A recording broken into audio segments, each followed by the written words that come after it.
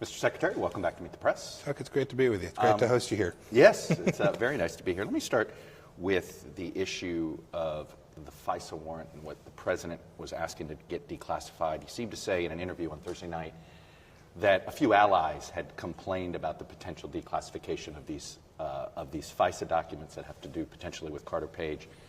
What more can you say? I assume it's the Five Eyes. Is it the UK? Is it that group of nations that are trying to keep us from making this stuff public? Chuck, I can't add much more to that other than to say this. In my previous role as CI Director and now as a Secretary of State, we are committed to making sure that we classify information properly.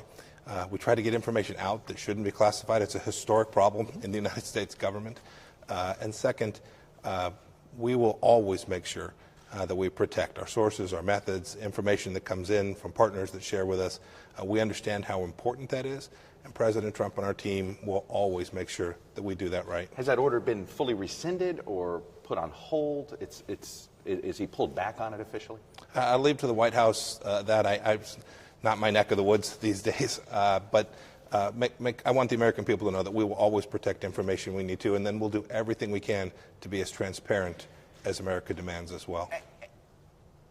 If you could give yourself advice when you were head of the Intelligence Committee, what have you learned, both being at CIA and here at State, that you would tell yourself, boy, now that's something I didn't understand, and I could have been a better House Intel Committee chair on accountability because of X? What advice would you give yourself going backwards?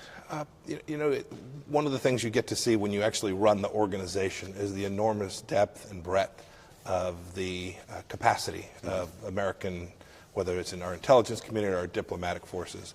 I think you underappreciate that when you're a member of Congress. You get to see glimpses, but you don't get to see the whole of the body, the sum of the greatness. Do you think if some of these members saw what you saw, they would be a little less conspiratorial? I do.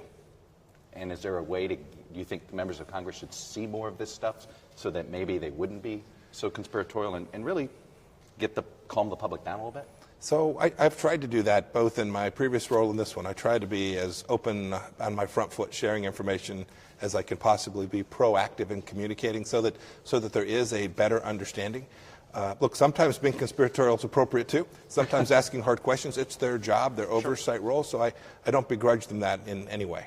But the tone, you think they could change that a little bit? I would hope that the tone would be one where we're trying to all get at the same end, which is achieving America's foreign policy objectives. This, of course, all has to do with Russia. And I say this, and I was preparing for this interview, and questions I had about North Korea, there was a Russia angle. Questions I had about Iran, there's a Russian angle. Questions I had about Syria, there's a Russian angle. The Russians don't seem to be helpful on any front here. Is that a fair assessment? It's a pretty fair assessment, and it's most unfortunate because there are places where we have shared interest. I worked with them closely on counterterrorism issues. There's a handful of other places in the world where we do have overlapping interests, although certainly not values. They're a country that's very different from ours in that respect. They have not proven helpful in the Ukraine and Syria. You've shown it.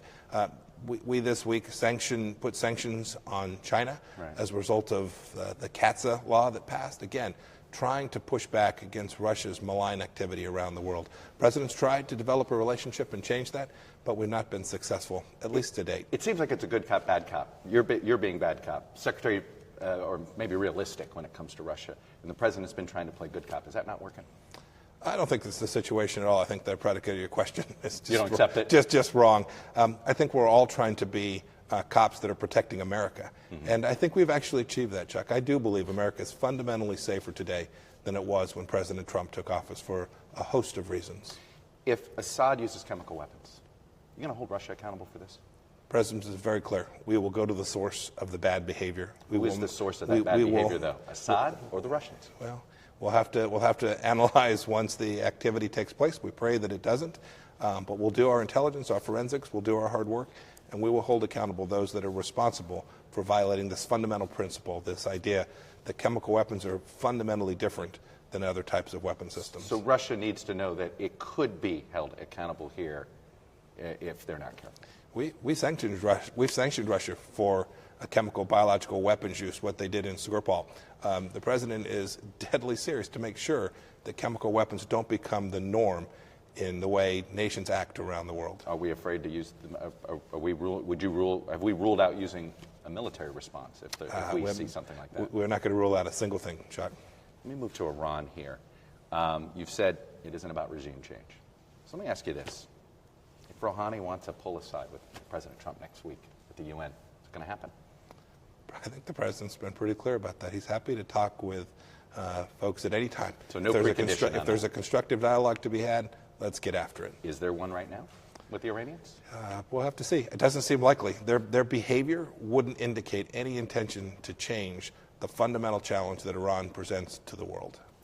How do you make sure that the United States doesn't look like it's taking sides in Sunni versus Shia here?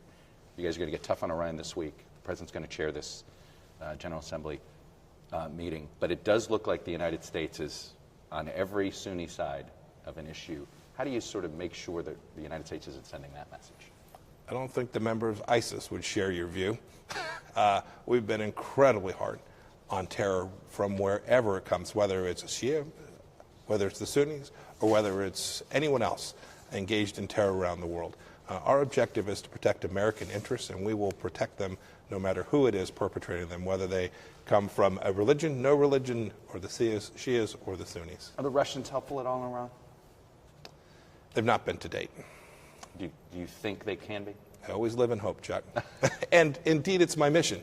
As America's most senior diplomat, it is my task to convince the Russians, too, that firing rockets from Yemen into major Gulf states, arming Lebanese Hezbollah, Kataib Hezbollah, all of these activities, these aren't in Russia's best interest either.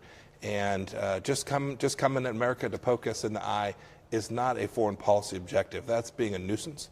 And what I'd hope they do is they come to understand that we do have places where taking down terror matters to each of our two peoples. All right. I know I'm short on time, so I want to make the final issue, North Korea. You may end up meeting with your counterpart. I believe there's an invite there. Kim Jong Un seems to want to have another summit with President Trump. Any preconditions before that could happen again? We have to make it work. That is, we have to. Let's make it work. We have to build it out. We have to set up the logistics. We've got to set the right conditions. But President Trump very much is prepared to meet with Chairman Kim at the right time, and we hope that'll happen in the not too distant future. The North Koreans been honest about their nuclear program compared to what we know of their nuclear program? Have they been honest yet with the world? Here's what I'd say about North Korea. We came in, there was the risk of war. We've taken that threat down by taking the temperature down, by beginning this set of discussions. They have stopped missile firings and nuclear testing. That's all to the good. We got back the remains of some of our soldiers. That's to the good. We have our eyes wide open. There is a long ways to go to get Chairman Kim to live up to the commitment that he made to President Trump and indeed to the demands of the world in the UN Security Council resolutions to get him to fully denuclearize. But our team is fully engaged in this. There are lots of conversations taking place. There's lots of work being done. It isn't all visible to the public, but we are fully engaged in the process. We understand the objective, and economic sanctions will remain in place until we get there. It sounds like you're saying that, yes, he hasn't been fully honest yet. Nope, you shouldn't take anything away from what I've said, only that there remains a great deal of work to do, and we have the patience and determination and the President's mission statement to us at the State Department to make that happen. Mr. Secretary, I'm going to leave it there. Great. Thanks for coming. Thank you, Chuck. Appreciate it. You bet.